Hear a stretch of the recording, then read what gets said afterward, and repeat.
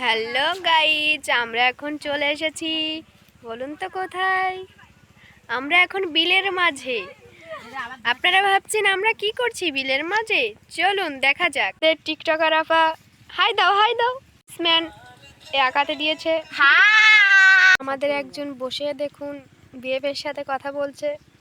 বিলের মাঝে দেখুন কত সুন্দর দৃশ্য ফুটে উঠেছে।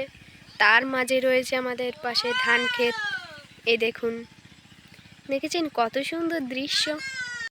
ধান ক্ষেতের পাশে দেখুন একটা ফুল গাছ রয়েছে। বলুন তো এটা কি ফুল গাছ?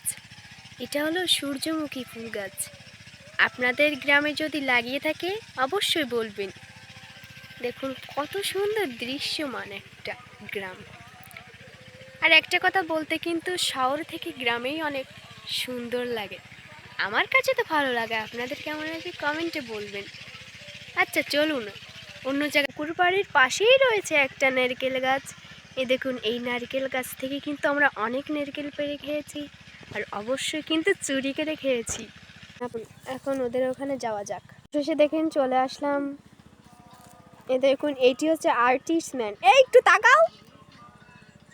এই দেখুন, এ দেখুন আমাদের ছোট বোন। এ দেখুন সে তাকে ভালোবাসে বলে দেখুন হাই দাও। এ দেখুন সবাই এখন হাই দিচ্ছে। এ দেখুন টিকটক করার জন্য এখন ব্যস্ত হয়ে গেছে আপা।